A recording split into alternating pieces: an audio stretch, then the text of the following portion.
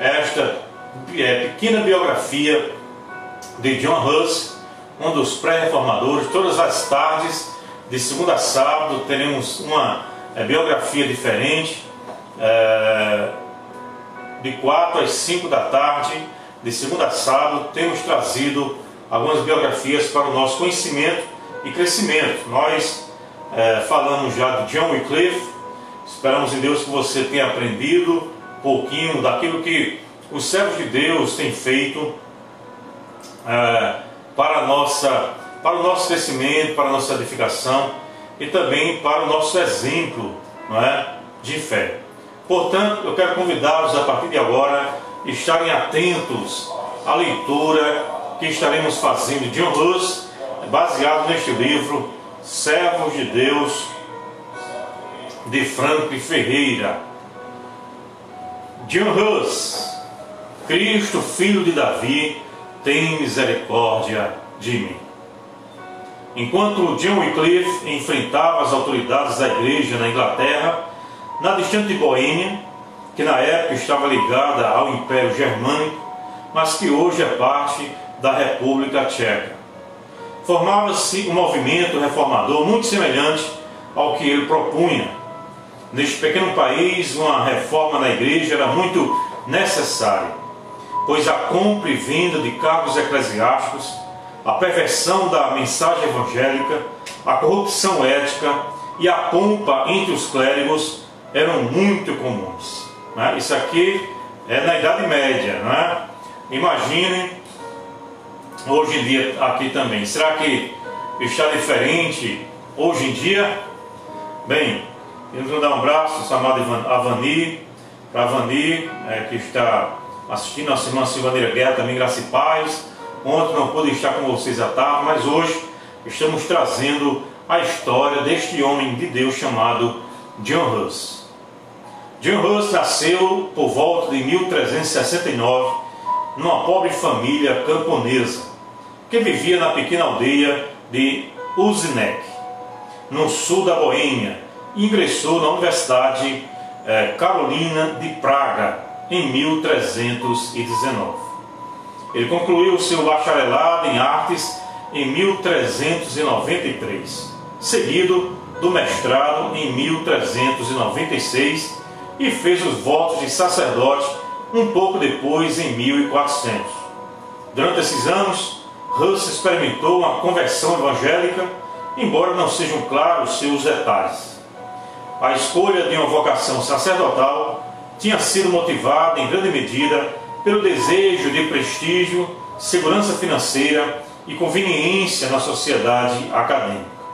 Como resultado da conversão, ele adotou um estilo mais simples de vida e manifestou mais interesse por seu crescimento espiritual. Em março de 1402, Huss foi nomeado pregador da Capela dos Santos Inocentes de Belém, em Praga. Essa capela, com capacidade para 3.000 pessoas, havia sido fundada em 1391 por Venceslau Kriefs, um mercador rico, e Hanus von Mülheim, alguma coisa assim, um cortesão que almejavam que houvesse pregação no vernáculo naquela cidade. Eles tiveram o apoio de um clérigo, Jan Mick, e de Kromerik, que havia renunciado à riqueza e ao prestígio para se tornar um pregador pobre e pai da reforma tcheca. Com dedicação, Huss pregou ali a reforma eclesiástica e nacional que tantos outros tchecos queriam desde os tempos do imperador Carlos IV. Seus sermões atacavam os abusos dos clérigos, especialmente a imoralidade e a luxúria. A própria decoração da Capela dos Santos Inocentes de Belém era uma ilustração de seus ensinos. As paredes da capela não estavam decoradas com representações espetaculares de milagres, mas tinham pinturas contrastando o comportamento dos papas e de Cristo. Por exemplo, o Papa andava a cavalo enquanto Jesus estava a pé. E Jesus lavava os pés dos discípulos enquanto os pés dos papas eram beijados. Muitos clérigos entenderam corretamente que seu estilo de vida estava sendo questionado. Para ajudar seus ouvintes a ler as Escrituras, Hus revisou uma tradução tcheca da Bíblia. Incentivou também o canto de hinos congregacionais, sendo que ele mesmo escreveu vários deles. Sua eloquência e fervor eram tamanhos que aquela capela, em pouco tempo, se transformou no centro do movimento reformador. O imperador Venceslau IV e sua mulher, Sofia, escolheram Hus como confessor e lhe deram apoio. Por outro lado, alguns membros mais destacados da hierarquia começaram a encará-lo com receio. Mas boa parte do povo e da nobreza parecia segui-lo, e o apoio dos reis ainda era importante para que os clérigos não se atrevessem a tomar medidas contra ele. No mesmo ano em que passou a ocupar o púlpito da Capela dos Santos Inocentes de Belém, Hus foi empossado como reitor da Universidade Carolina de Praga, de modo que se encontrava em ótima posição para impulsionar a reforma. Ao mesmo tempo em que pregava contra os abusos que havia na igreja, ele continuava sustentando as doutrinas geralmente aceitas, portanto, nem mesmo seus piores inimigos se atreviam a censurar sua vida e sua ortodoxia.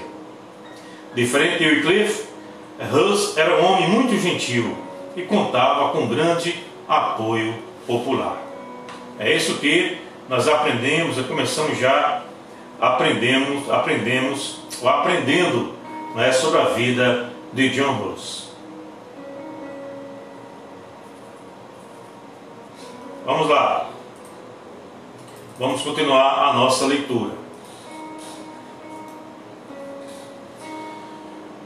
Um abraço para nossos irmãos Ana Márcia Meirelles, que está nos acompanhando. A paz do Senhor Jesus a todos. Muito bem.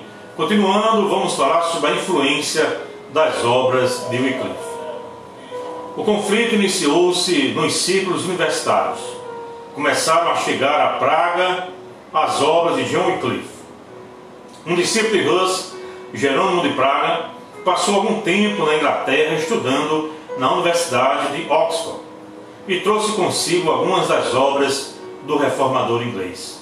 Hus parece ter lido essas obras com interesse e entusiasmo, tendo-as copiado à mão, pois nessa época a imprensa ainda não havia sido inventada.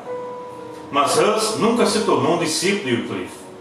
Outros escritores tchecos, como Matej de Genova e Jan Milik, também exerceram influência no desenvolvimento teológico de Hus.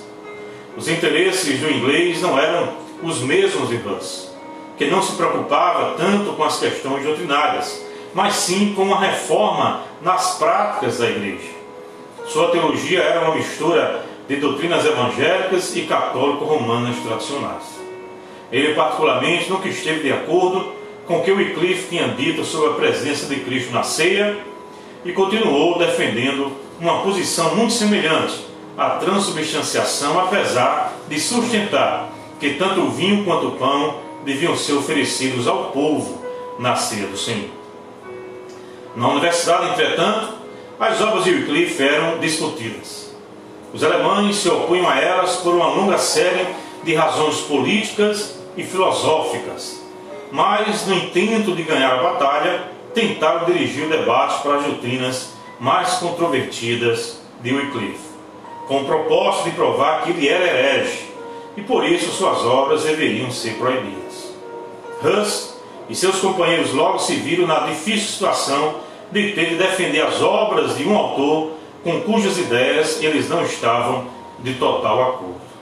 Repentinamente, os tchecos declararam que não estavam defendendo a justiça de Wycliffe, mas sim o direito de ler suas obras. Amém? Vamos continuar aqui lendo a história de John Wycliffe, ou melhor, de John Hus, aquele que começou lendo os escritos de John Wycliffe. Nossa mãe Ivonete Santos, a paz do Senhor a todos os irmãos, amém.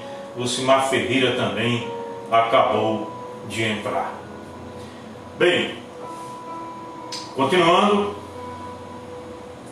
diversos integrantes da hierarquia da igreja, que eram alvo de ataques de Hus e de seus seguidores, e que viam nos ensinos de um teólogo inglês uma ameaça à sua posição, se reuniram ao grupo dos alemães.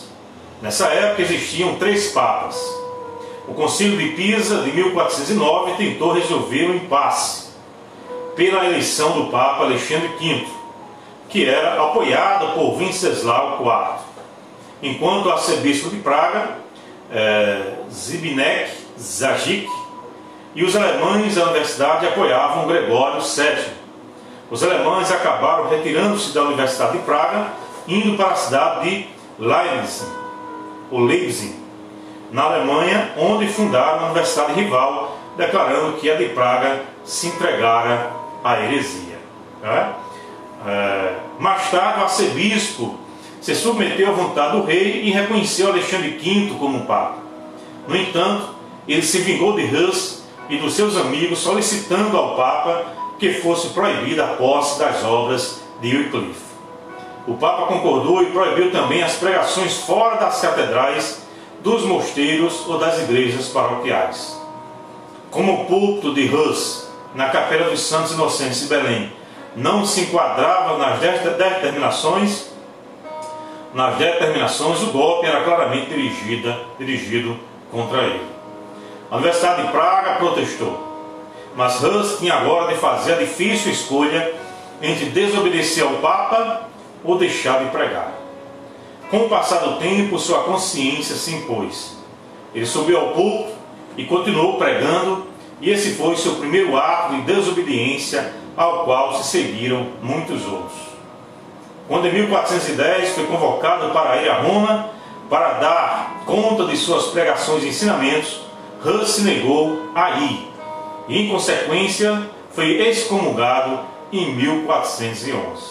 Contudo, apesar disso, prosseguiu pregando e ensinando, pois contava com o apoio dos reis e de boa parte do país. Assim, Hus chegou a um dos pontos mais revolucionários da sua doutrina. Em seu entendimento, um papa indigno que se opunha ao bem-estar da igreja não deve ser obedecido. Hus não estava dizendo que o papa não era legítimo, pois continuava favorável a Alexandre V, mas que o papa não merecia ser obedecido. Em suas palavras, por isso nenhum papa é a cabeça, nem são os cardeais o corpo da Igreja Santa, Católica e Universal.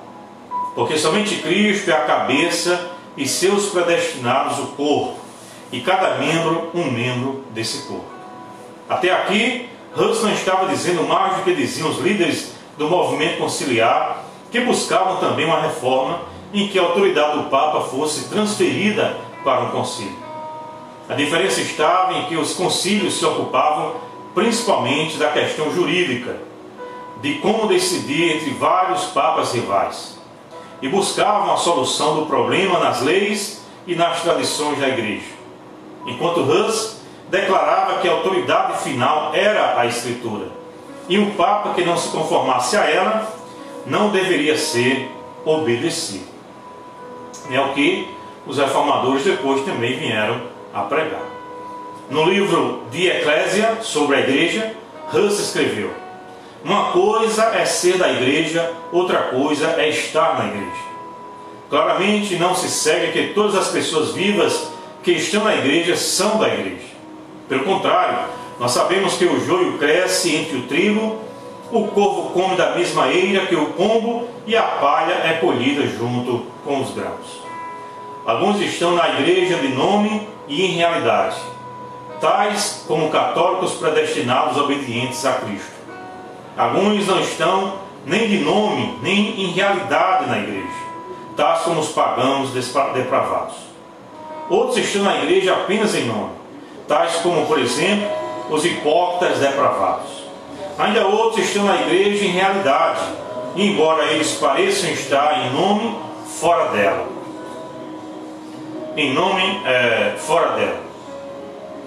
são cristãos predestinados, tais como aqueles que não são vistos ser condenados pelos sátrapas do anticristo antes da igreja. Isso era, com poucas diferenças, o que Guilherme de Ockham tinha dito, ao declarar que nem o Papa nem o Concílio eram infalíveis, mas somente as Escrituras. Isso, até hoje, nós concordamos, e declaramos. Outro incidente complicou ainda mais a questão. João XXIII, que sucedeu Alexandre V como Papa, estava em guerra com Ladislau de Nápoles em 1411. Nessa altura, sua única esperança de vitória estava em obter o apoio, tanto militar como econômico, do restante da cristandade latina. Então ele declarou que a guerra com Ladislau era uma cruzada e promulgou a vinda de indulgências para sustentá-la. Os vendedores chegaram à Boêmia usando todo tipo de métodos para vender sua mercadoria. John Huss, que 20 anos antes tinha comprado a indulgência, mas que agora mudara de opinião, protestou contra mais esse abuso por duas razões principais. Em primeiro lugar, uma guerra entre cristãos dificilmente poderia receber o título de cruzada. E em segundo lugar, apenas Deus perdoa pecados por sua graça e ninguém pode querer vender o que vem unicamente de Deus. Então você vê que John Huss já pregava contra as indulgências bem antes de Lutero. O rei Venceslau IV, entretanto, tinha interesse em manter boas relações com João XXIII. Ele tomou essa posição porque ainda não fora decidida a questão de quem seria o imperador legítimo, ele, Venceslau, ou seu meu irmão, Sigismundo de Luxemburgo. Se a autoridade de João XXIII viesse a se impor, seria bem possível que o Papa tivesse de decidir sobre a sucessão. Por isso o rei proibiu que a vinda de indulgências continuasse sendo criticada. Todavia, a proibição veio mais tarde demais. A opinião de Huss e de seus companheiros já era conhecida de todos, a ponto de terem surgido passeatas em protestos populares contra essa nova maneira de explorar os tchecos. Enquanto isso, João XXIII e Ladislau fizeram as pazes e a pretensa cruzada foi revogada. Huss, no entanto, ficou sendo para a Cúria Romana o líder de uma grande heresia e chegou-se a dizer que todos os moradores da Boêmia eram hereges. Em 1412, Huss foi excomungado de novo por não ter comparecido diante da corte papal e foi fixado um curto prazo para ele se apresentar. Se não fizesse, Praga ou qualquer outro lugar que lhe desse acolhida estaria sob interdito. Desta forma, a suposta heresia de Huss traria prejuízo para a cidade. Por essa razão, o reformador tcheco decidiu abandonar Praga, onde tinha passado a maior parte da sua vida, indo refugiar-se no sul da Boêmia. Ali, ele recebeu a notícia de que finalmente se reuniria um grande concílio em Constança e que ele estava convidado a comparecer pessoalmente e se defender. Para isso, o novo imperador do Sacro Império Romano, Sigismundo, coroado em novembro de 1414, ofereceu-lhe um salvo-conduto que lhe garantia a segurança pessoal. Esse fato era um indício dos perigos que estariam esperando por Huss.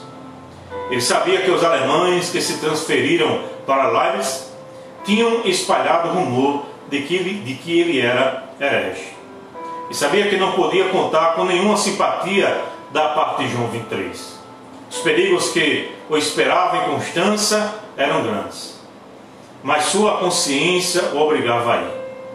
E assim partiu o reformador tcheco, confiando no salvo-conduto imperial e na justiça da sua causa. Indo para Constança, porém, ele foi vítima de uma das mais sujas armadilhas feitas contra um cristão. O Concílio de Constança havia sido convocado para resolver a escandalosa situação de existirem dois papas ao mesmo tempo, um na Itália outro na França, e em 1409 existiu um terceiro Papa em Pisa, na Itália. O chamado Grande Cisma, que durou de 1378 a 1417, tinha de ser tratado. Compareceram ao concílio alguns dos mais distintos defensores da reforma: o chanceler da Universidade de Paris, Jean Gerson, e o cardeal Pedro de Ailly. Em nome da unidade da Igreja, o concílio afastou de seus cargos, por diversos meios, os 3 papas concorrentes, possibilitando aos cardeais eleger Martinho V. Naturalmente, um concílio que restaurou a autoridade do papado não estava pronto a permitir que um rebelde questionasse tal autoridade. Evidentemente, né? João XXIII recebeu Hus com cortesia, assegurando que ele ficaria salvo enquanto estivesse em Constância. Mas, poucos dias depois, Hus foi convocado a se apresentar diante do consistório papal. Ele insistiu em que tinha vindo expor sua fé diante do concílio, e não do consistório. Ali foi formalmente acusado de herege e respondeu que preferia morrer a ser herege, preferia morrer a ser herege, que se o convencesse de que o era, ele se retrataria. A questão ficou suspensa, mas a partir de então, Hus foi tratado como um prisioneiro. Primeiro em casa, depois no palácio do bispo, e por último, no mosteiro franciscano que lhe serviu de prisão. Sua cela ficava bem perto de um sistema de escoamento de esgotos. As cartas escritas por ele nesse período foram preservadas. Era uma delas, e em uma delas está registrada a seguinte oração: Santíssimo Jesus, ata-me, fraco como sou, a ti, porque se o Senhor não nos ata, não conseguimos segui-lo. Fortaleça meu espírito, porque ele o deseja. Se a carne é fraca, que a tua graça nos preceda. Venha, Senhor, e haja, pois sem ti não podemos ir. Por tua causa, para a morte cruel.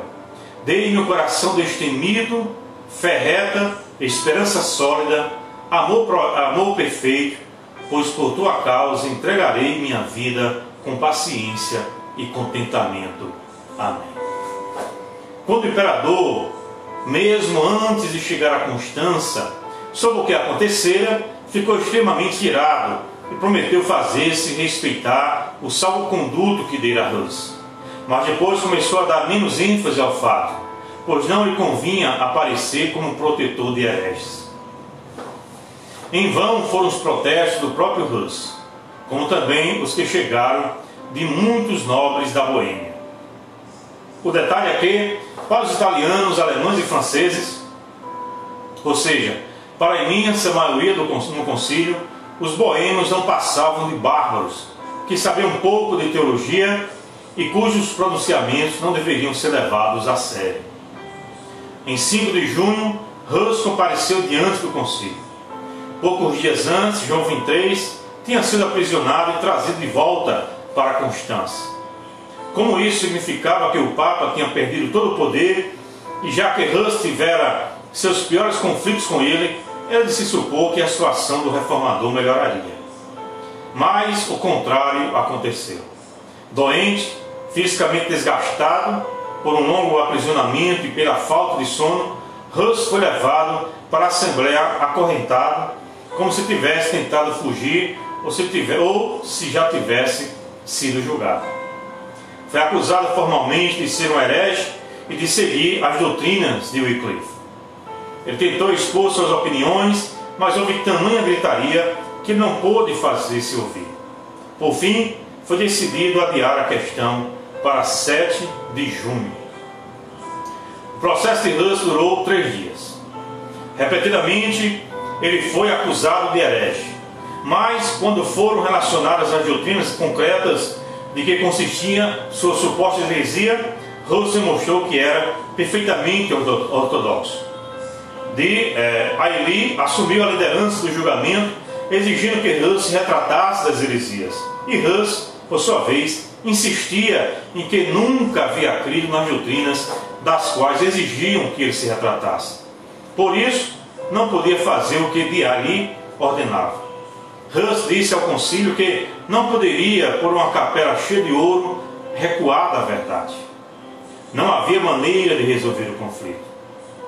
De ali, queria que Hus se submetesse ao concílio, cuja autoridade não podia ficar em dúvida. Hus lhe mostrava que o Papa que o acusara de desobediência era o mesmo que o concílio acabara de depor. O rancor de Pedro de ali aumentou cada vez mais. Outros líderes do concílio, entre eles Jean Gerson, diziam que estavam desperdiçando o tempo que deveriam dedicar a questões mais importantes e que, de qualquer forma, os hereges não mereciam tanta atenção. O imperador se deixou convencer de que ele não precisaria guardar sua palavra com os que não têm fé e retirou seu salvo-conduto. Hus acabou confirmando o que dissera antes: se não quisesse ter vindo para Constança, nem o imperador, nem o Papa o teriam obrigado. Os acusadores viram nisso a prova de que ele era um herege obstinado e orgulhoso, apesar de um nobre conterrâneo, John de Clan, tê-lo defendido até o final, declarando que o que Hus dissera era verdadeiro, e que tanto ele como muitos outros nobres mais poderosos teriam protegido Hus se este tivesse decidido não ir ao concílio. O concílio pedia apenas que Hus se submetesse, retratando-se de seus ensinos, mas não estava disposto a escutar o acusado sobre quais eram as doutrinas que tinha crido e ensinado. Uma simples retratação teria bastado. O cardeal Francisco Zabarella preparou um documento em que exigia que Hus retratasse seus erros e aceitasse a autoridade do concílio. O documento estava cuidadosamente redigido, porque seus juízes queriam lhe dar todas as oportunidades para que se retratasse e assim ganhar a disputa. Mas Hus sabia que, se retratasse, estaria condenando todos os seus amigos, pois ao declarar como suas as doutrinas que os adversários tinham apresentado, confirmaria a crença de seus seguidores nas mesmas coisas. E, portanto, a heresia se estenderia também a eles. Sua resposta foi firme: apelo a Jesus Cristo, o único juiz todo-poderoso e totalmente justo. Em suas mãos eu deponho a minha causa, pois ele há de julgar cada um, não com base em testemunhos falsos e concílios errados, mas na verdade e na justiça. Por vários dias o deixaram encarcerado, na esperança de que fraquejasse e se retratasse. Muitos foram me pedir que se retratasse, talvez sabendo que sua condenação seria uma mancha para o conselho de Constança. Mas ele continuou firme. Hus escreveu sua última declaração: eu, John Hus, em esperança, sacerdote de Jesus Cristo, temendo ofender a Deus e temendo cometer perjúrio, professo, por este meio, minha repugnância para renunciar a todos ou quaisquer dos artigos produzidos contra mim por meio de falso testemunho. Porque Deus é minha testemunha, que eu nem os preguei, ou os afirmei, nem os defendi. Entretanto, eles dizem que eu fiz isso. Além disso, relativo aos artigos que eles extraíram dos meus livros, digo que desprezo qualquer falsa interpretação que usaram. Mas já que eu temo transgredir a verdade, ou contradizer a opinião dos doutores da igreja, eu não posso renunciar a qualquer um deles.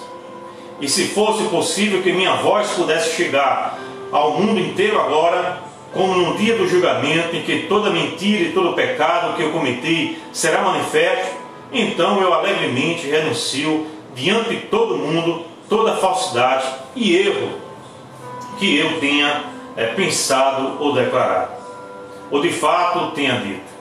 Eu digo que escrevi isto de minha própria livre vontade e escolha, escrito com minha própria mão, no primeiro dia de julho de 1415. Por fim, em 6 de julho de 1415, Hus foi levado para a Catedral de Constança.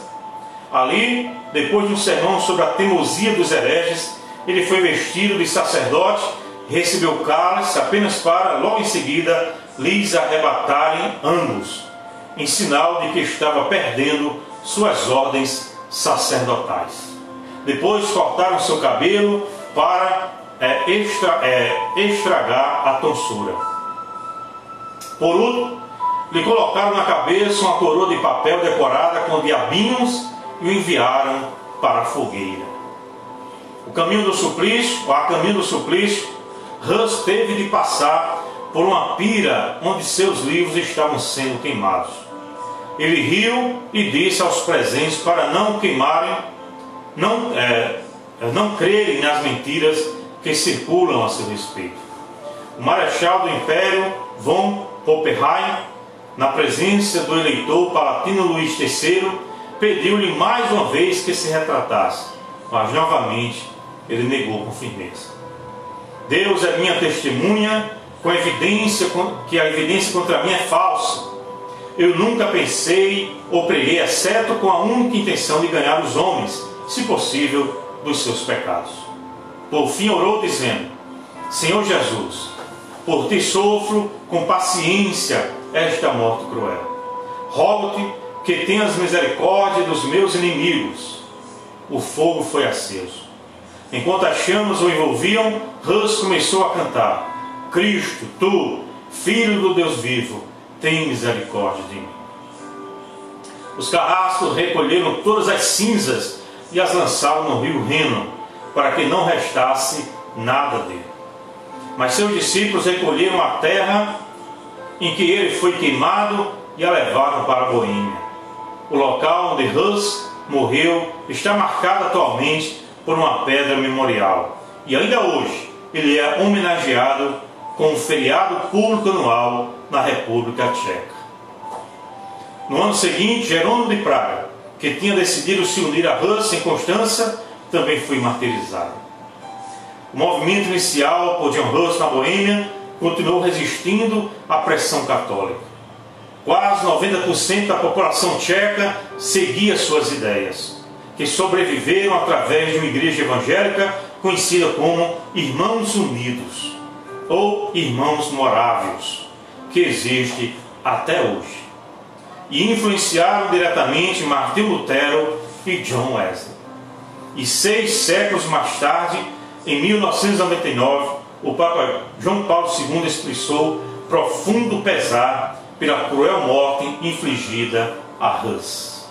Bem, esta foi a história desse grande homem de Deus, John Hus, que foi fiel até a morte por pregar a verdade do Evangelho. Era um homem de segurança, era um homem de fé, um homem de confiança, e a gente viu que a confiança dele, a fé que ele tinha no Senhor Jesus, até hoje, tem produzido frutos. Muitos o seguiram as suas ideias, as suas doutrinas, e começaram a crer no Senhor.